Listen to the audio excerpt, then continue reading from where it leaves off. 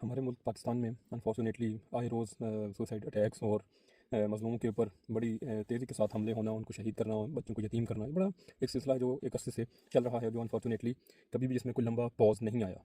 चुनांचे इस ज़िमन में हमें जो अहले बैत अलैहिस्सलाम की जानिब से हुक्म दिया गया है, मैं मुख्तसरन आपकी खिदमत में वो पढ़ूँगा ताकि हमें आइडिया हो सके कि कि हमें क्या करना चाहिए, हमें कहाँ पर खड़े होना चाहिए।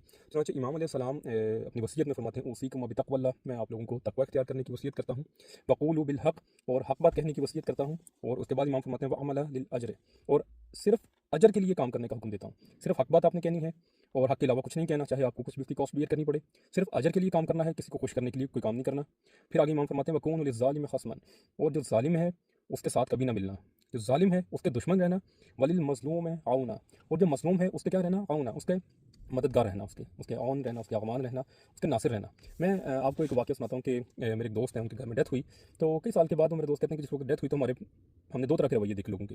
एक वो तबका था जो बहुत ज़्यादा गमगीन था, हमारे गम में हमें नज़र आ रहा था, और एक वो तबका था जो था तो हमारा करीबी ही, लेकिन हमें याद है वो ऐसे बिहेव कर रहे थे जैसे उन्हें कोई फ़र्क नहीं पड़ा। सारी बात है, लॉस हमारा हुआ, हमारा तो कोई हाल नहीं था, लेकिन वो कहते हैं कि आज भी हमें याद है वो चेहरे जो क्या कर रहे थे उस मौके के ऊपर। लिहाजा बहुत बड़ा सानिया है पाकिस्तान के अंदर, बहुत बड़ा सानिया है।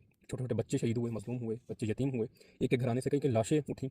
ये ऐसा सानिया कि जो जो इंसान दिल रखता है, अपने अंदर दर्द रखता है, वो हिल जाता है ये देखकर। लिहाजा हमें ये देखना है कि ये तो चलें कलाम ना भी हो, फिर भी बतौर इंसान जिस वक्त ये सब हो रहा था उस वक्त हम लोग क्या कर रहे थे, हमारे मुल्क में क्या हो रहा था, और हम लोग खुद किन मसरूफियात के अंदर मुब्तला थे।